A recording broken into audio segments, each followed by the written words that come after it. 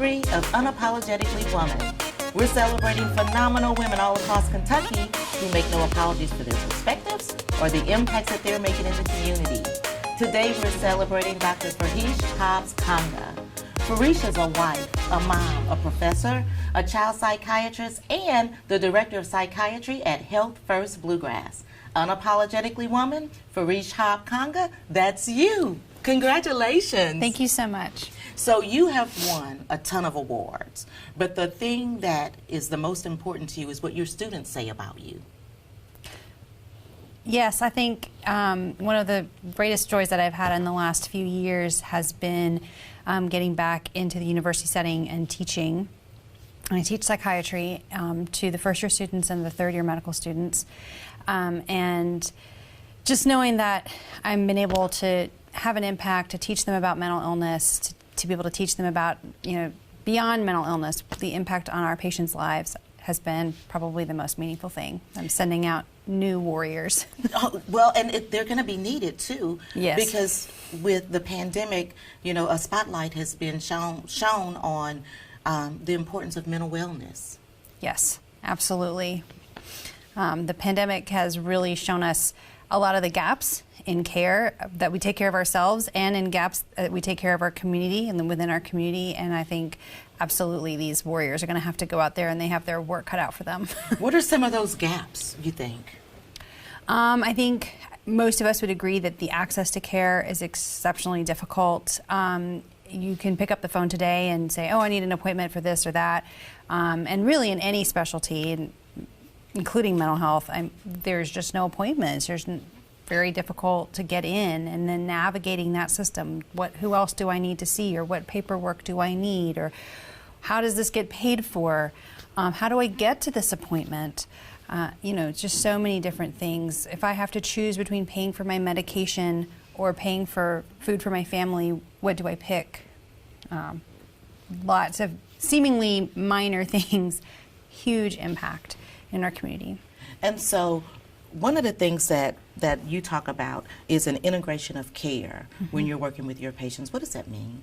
So when we refer to integrated care in mental health and behavioral health, it's really working with primary care. So your internal medicine doctor, your family doctor, your pediatrician, even your women's health and obstetrics gynecology folks. So these are people that see you for all your things, your sickness, your virus, your checkups, your screenings, all of those things. And they get some training, their medical school training, for example, in mental health, but they don't get the extensive training that I got, which is all I trained in. And so then most of our families, most of our patients will present to those folks first, with all of their things. And then it turns out, oh, also I have these mental health things that are going on. And the primary care folks feel like they're going to do everything they can. They're going to help you the best they can, but they reach kind of their limit of their knowledge and understanding of mental health. And so we can you can send them the referral and you can wait the months that it takes and get in to see me, etc. Or what if I could take care of your mental health issues right now during that primary care appointment? And so we have actually integrated therapists, community health workers, etc., into that primary care setting to help patients in that moment. And then those same folks can call on me if they need something from the psychiatric perspective as well. Oh, I think that's pretty cool, because sometimes when you go to your primary care and physician, I would think that they would be able to pick up on some of the things that you may not tell them, that they may be able to tell that you're having mental health struggles without you saying those words. And then to have you guys and other supports right there when they need them, I think that that's important. PSA, always tell your physician what's going on. Don't just assume they're going to pick up on everything.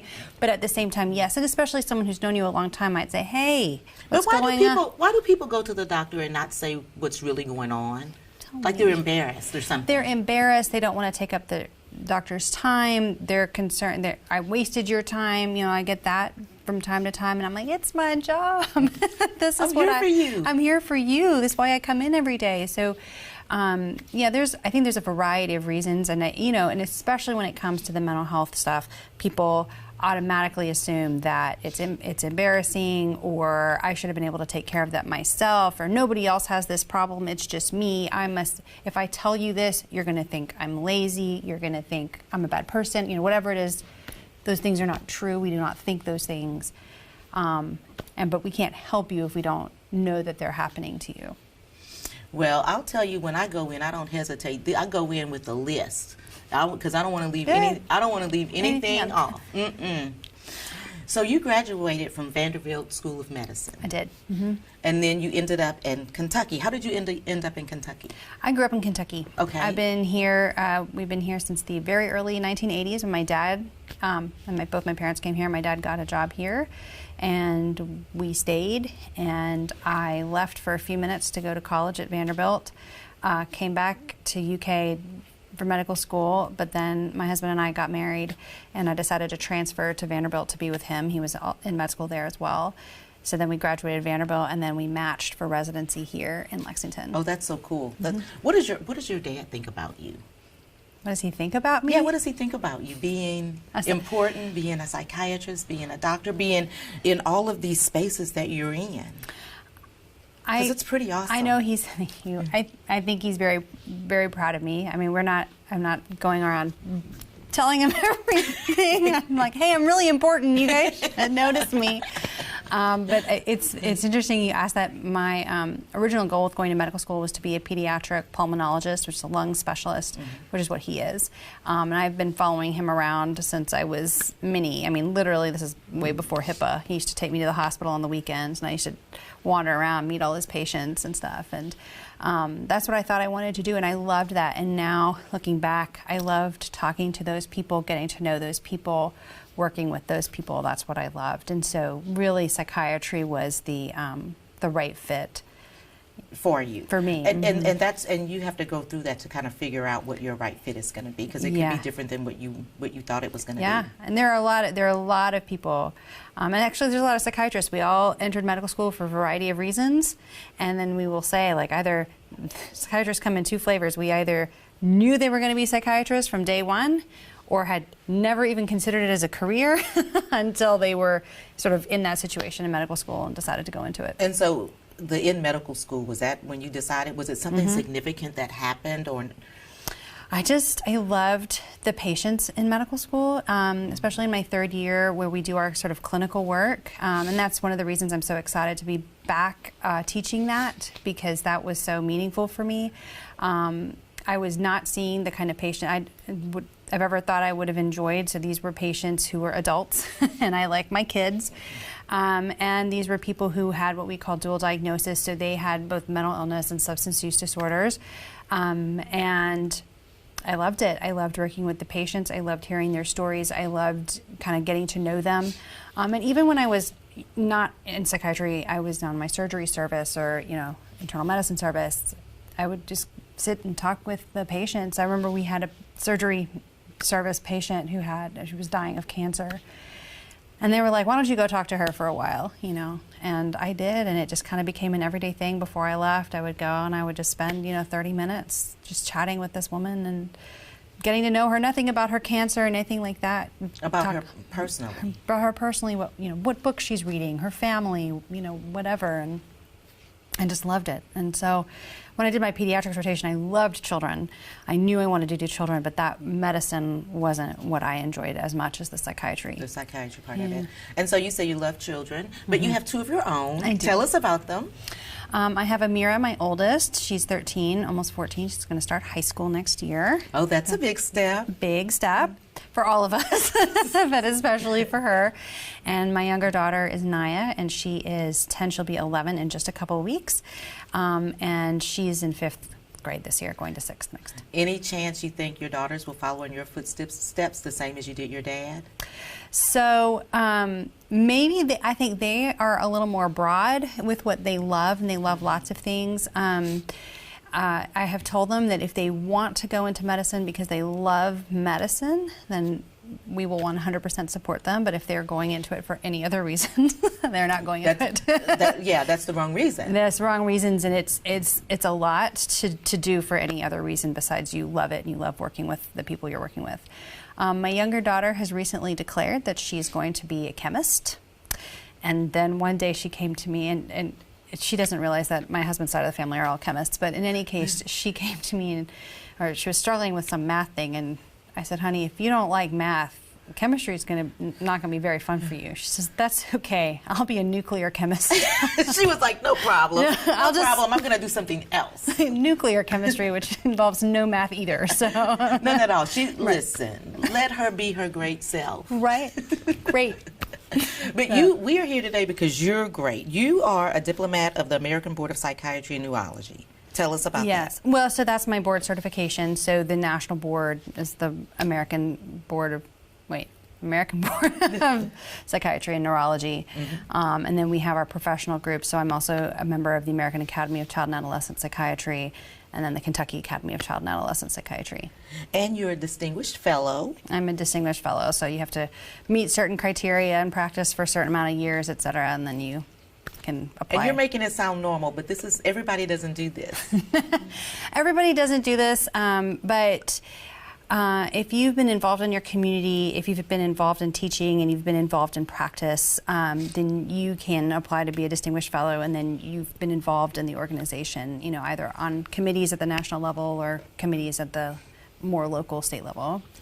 And so you don't just, your whole life is not just medicine. You also work with the Community Montessori School Board. Mm-hmm. I'm on the school board of that, so that's where my children attend school right now, and so. Why is it important for you to do that? With all of your free time that you have. I mean, so rather than helicoptering my parents, my children directly by being that kind of parent, then this way I'm kind of helicoptering back over here. No, I just enjoy being involved, and when they asked me to do this a few years ago to be on that board, you know, it's helping steer the school in a direction that kind of maintains its integrity and maintains what, you know, the school is founded to do, and so I really appreciate being able to be part of that. And so when you're not doing stuff like that, you're playing the violin. Yes and no. I do play violin. I minored in it in college, but then you go to medical school and you don't do those things for a while, and you're in your residency training.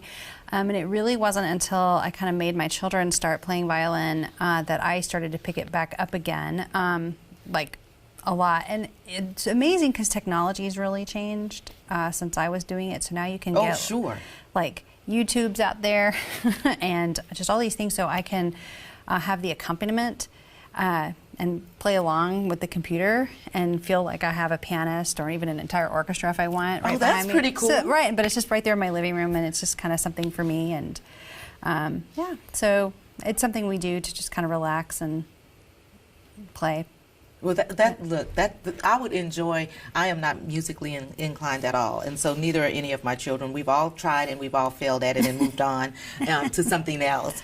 But before we go, I always want to leave the last word to the guest. For young girls or young women who may be looking at you thinking, I would like to do something like her one day, what kind of advice would you give them?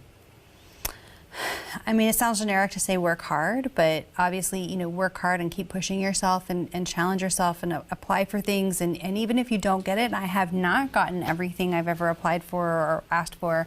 It made me sort of change course and try something else or do something different. So keep trying. And then I've done a lot of work with NAMI Lexington, and Kelly Gunning, one of the executive directors, told me once, she said, you know what, Fareesh, you show up. And I think that, you know, once you get into the more professional side of your career, show up, be there. When your community needs you, try to be there. You can't be at everything, but try to be there. Show your support. Show what you can do. Help your community with the skills that you have. And that really, to me, is so fulfilling. And it's so nice to be able to give back in doing what I love.